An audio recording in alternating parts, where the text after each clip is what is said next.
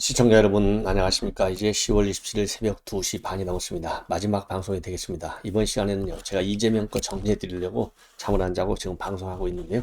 자, 간략간단하게 말씀을 드리겠습니다. 우선 김용은 지금 수사를 받고 있어요. 그런데 지금 이제 정진상이도 이제 핵심 인물이잖아요. 그러니까 김용하고 정진상이가 지금 이재명을 잡아 넣는데 제일 핵심 인물이에요. 근데 김용은 일단 구속돼 있고 정진상이 구속은 시간 문제인데, 지금 보면 정진상 사무실에 대한 압수수색을 단행한다, 이렇게 지금 보도가 나와 있어요.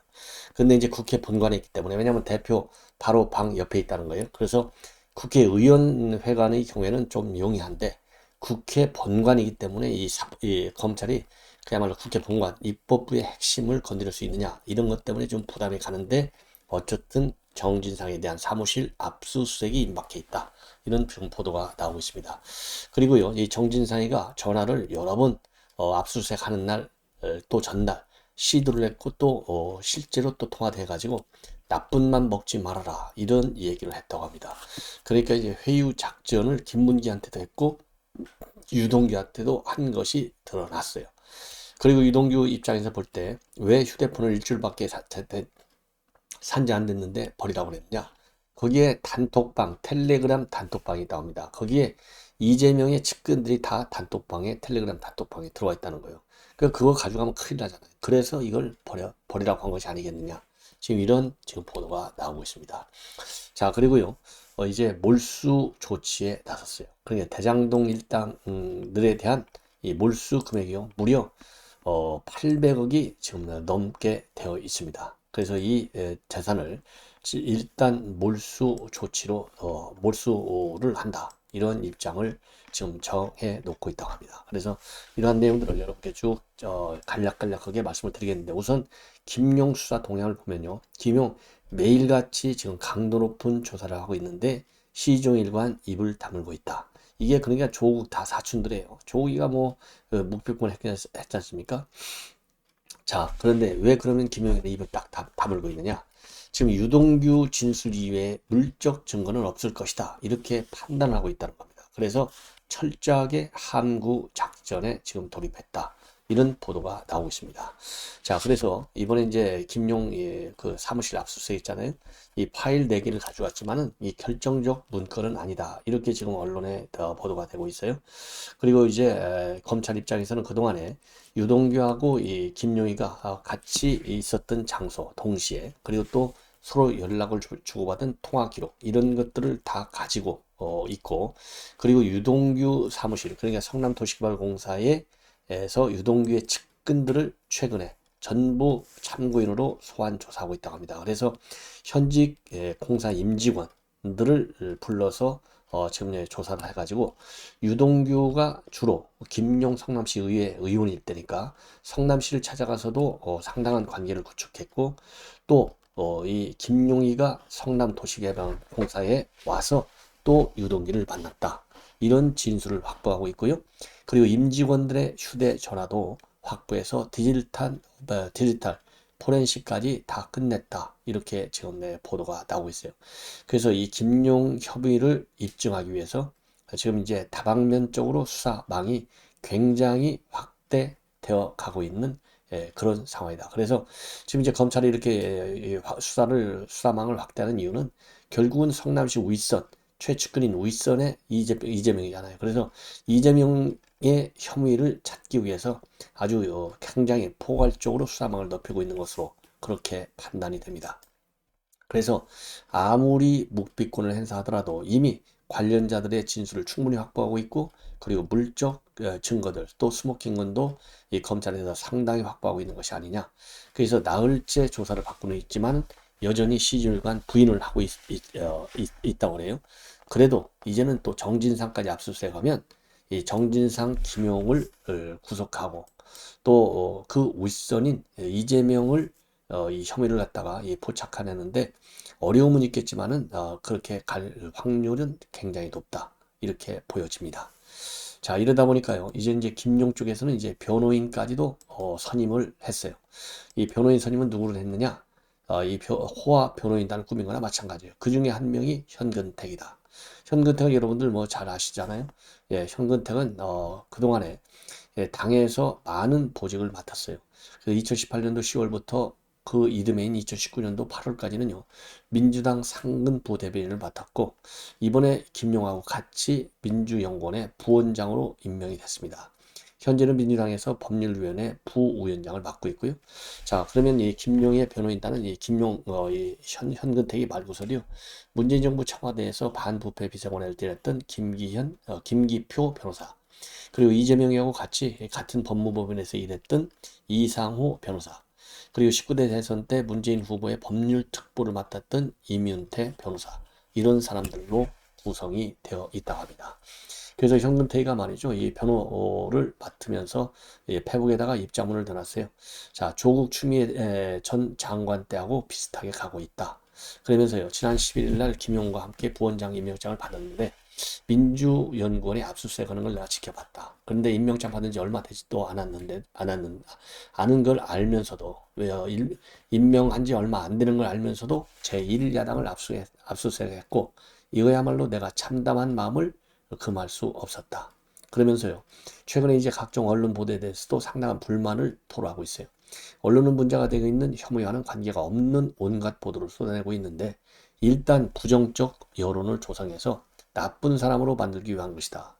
마치 뒷돈을 받아서 아파트를 매입했다고 보도한 것이 대표적인 사례다. 그러면서 조국 추미애 때하고 비슷하게 가고 있는데, 언론의 왜곡 보도에 대해서도 대응하겠다. 그래서 특정인의 말에 흔들리지 않도록 하겠고, 제가 알아야 할 내용이 있으면은 알려달라. 이렇게 지지와 성원까지도 배부를 통해서 부탁을 당부를 하고 있습니다. 자, 검찰에서는 여기 대장동과 우이대 신도시 개발 사업 특혜 의혹의 핵심 인물, 대장동 일당이 결국 우이대 일당이나 마찬가지잖아요. 800억 원 규모의 수익을 동결하는 절차에 나섰습니다. 자, 그래서요, 김만배, 남욱, 정영학에 대해서는 기소 전 추징 보전을 청구했고, 유동규는 빠졌다고 합니다. 왜 그러냐면 유동규는요, 남은 재산이 없대요. 그래서 이 3인방에 대해서 기소 전 추징 보전을 했는데요. 이 기소 전 추징 보전은 뭐 여러분들 아시겠지만은 피의자가 범죄로부터 취득한 이익금을 사용했을 경우에는 해당 액수만큼 징수하기 위해서 부동산과 같은 재산을 처분하지 못하도록 하는 조치입니다. 자, 그래서 지금 이제 법원에 이런 경찰에서 추징 보전을 청구했는데, 이 청구에 대한 법원의 결심은 아직 나오지 않은 것으로 되어 있는데, 당연히 뭐 이거는 뭐 법원에서 받아줘야 되지 않겠습니까?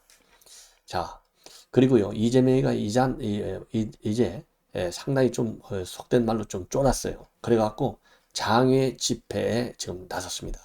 그래서 어제 국회의사당 본청 앞에 야외 계단 있잖아요. 여기에서 규탄 대회를 걸었어요. 민생 파탄 검찰 독재 규탄 대회를 열어가지고 국민을 믿고 오로지 국민을 위해서 죽을 힘을 다해 싸우자. 그리고 우리 국민은 가녀린 촛불을 들고 강력해 보이던 정권까지 끊어내린 국민 아니냐. 그래서 이 박근혜 전 대통령 때 촛불 집회, 이 얘기를 소환하고 있어요. 이 얘기는 결국 뭡니까? 또 촛불 들어라, 촛불 들어라, 이재명 살려달라, 이재명 살려달라, 이거 아니겠습니까? 자, 그런데 박근혜 대통령 때와는 사안이 완전히 다르다. 그래서요, 오늘 야외 이 계단의 집회는요, 이재명 그러니까 민주당 의원들과 보좌진들 169명의 의원들과 보좌진, 그리고 전국의 지역위원장 약 1200명이 모두 함께 했다고 합니다. 그래서요, 윤 대통령 취임 이래 국회에 이렇게 많이 운집한 것은 바로 어제가 처음이었다고 합니다. 자, 그래서 이재명은 여기에서도 계속해서 강경 입장을 내놨어요. 지금 정부와 여당은 상대방을 압박하고 무력으로 지배하고 자신들의 이익에만 급급하다. 민생 바탕과 국가적 위기를 외면하고 국가 역량을 야당 탄압과 정치 보복에 허비하는 것은 죄악이다. 그래서 이거야말로 그러니까 제2의 촛불 집회를 시도하는 것 아니겠습니까? 자, 그래서 지금 이제 민주당 내수도요. 야, 이거 원내 병투쟁에 이제 돌입한 것 같은데 이게 제대로 되겠느냐? 예, 싸우면서 일하자. 야, 여기에는 뭐 이 큰 틀에서는 이 별 이견이 없어 보이지만은 지금 이제 원내외 병행 투쟁, 이 장외 투쟁을 하면서도 원내 투쟁도 병행한다. 이렇게 되는데 이게 과연 잘 되겠느냐? 왜냐면은요, 지금 현재도 김용희가 들어가 있는데, 김용희 범죄행위 대선 자금 받았다. 이건 뭐 거의 확정적 아니겠습니까? 그런데다가 정진상에 대한 추가도 수사도 상당한 지금 속도감을 내고 있어요. 자, 그러다 보니까 지금 닭 일각에서는요, 이렇게 해서 장외 투쟁을 하면 나중에 돌아올 수 있는 명분이 없다. 그래서 장외 투쟁에 대해서 비판적 시각이 지금 나타나고 있다고 그런 보도가 나오고 있습니다. 자, 그리고 여기 정진상 사무실에 대해서 강제 수사가 임박해 있다. 이게 이제 중앙일보 보도로 나오고 있어요. 그래서 지금은요, 2017년도 대선 경선 자금 출처도 지금 검찰에서 추적 중에 있다는 겁니다. 왜냐하면 2014년도에 돈 받은 거, 이거는 이제 시효가 7년이기 때문에 이제 사실상 수사해도 이걸 처벌할 수 없죠. 그러다 보니까 물론 2017년도 대선 거를 해가지고 포괄일죄로 엮어 넣는 방법도 있다는 것이죠. 그래서 2017년도 대선 자금에 대한 수사도 본격적으로 이루어지고 있다. 그리고 이제 정진상 압수수색 사무실은요, 이 대표가 쓰는 게 205호인데 205 가까운 252-1 이 정부직 참모들이 쭉 쓰고 있다고 그래요. 그래서 여기에 자료들이 굉장히 많이 쌓여 있어서 지금 민주당에서는 이 자료들이 전부 다 압수수색 당할까 봐서 우려하는 분위기라고 합니다. 예. 자, 그래서 이제는 김용은 체포됐고, 그 다음에 정진상이가 압수수색이 당하면 그 뒤로 바로 이재명에 대한 강제 수사로 이어질 수 있기 때문에 아주 초긴장 상태에 빠져 있다. 그리고 지금 검찰에서는요, 이 불법 선거 자금이 플러스 알파가 있는지 철저한 수사를 하고 있고요. 그러다 보니까 지금 이제 아파트 갭 투자 이 자금에 관련해서도 조사를 하고 있다. 그래서 불법 선거 자금뿐만 아니라 지금 여러 가지 수사 사항들이 있는데 이 돈과 관련해서는 지금 이 아파트 투자가 이 수사 대상에 오르고 있다. 이렇게 지금 알려지고 있고요. 자, 정진상이가 압수수색하기 전날 그리고 또 직전에 전화를 한 것이 확인이 됐습니다. 그래서 지금 내 도하 언론에서 많이 보도가 되고 있는데요. 자, 그때 우선 내가 텔레그램으로 보낸 또 메시지까지도 다 확인이 됐다고 그래요. 그래서 이 압수수색은 9월 29일 날 당일날 새벽에 5시 6분에서 6시 53분 사이에 텔레그램을 통해서 유동규한테 3번 전화를 걸었는데요. 유동규가 전화를 받지 않으니까 텔레그램에 부재중 전화로 기록이 되어 있고, 그리고 그날 9월 29일 날 아침 7시 20분에 이제 통화가 안 됐잖아요. 그래서 문자 메시지를 남겨놨는데 이 문자 메시지 안 좋은 마음은 먹지 말고 통화하자 동규야. 이거 회유하는 메시지를 남긴 거예요. 그리고 압수수색 전날과 당일날 이 아이폰 간의 상호 음성 통화 기능인 페이스타임으로도 유동규하고 8차례 연락을 시도했다고 합니다. 그리고 압수수색 당일날 오전 8시 8분께 이 페이스타임으로 전화를 걸어서 7분 39초간 유동규하고 통화한 것이 마지막이다. 자, 그래서 유동규는요, 이거 일주일밖에 안 된 폰 버리라고 해서 내가 버렸다가 난리가 났다. 이렇게 해서 이 정진상 지시로 전화를 버렸다라고 하는 것을 한국일보 인터뷰를 통해서 이미 확인이 된 바 있어요. 그래서 검찰에서는요, 이 정진상이도 불러갔고 당시 정진상이하고 유동규 자기네들끼리 어떤 통화를 했는지, 그리고 또 유동규에 대한 증거인멸 교사 여부에 대해서도 조사할 예정으로 있다고 합니다. 예. 그리고요, 이거는 이제 또 지금 이재명 최측근들이 텔레그램에 이 정무방을 운영했다. 그래서 여기에는 이재명 측근들이 거의 다 들어가 있다고 합니다.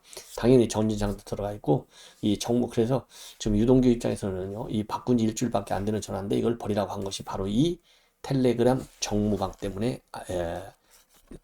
버리라고 한 것이 아니겠느냐.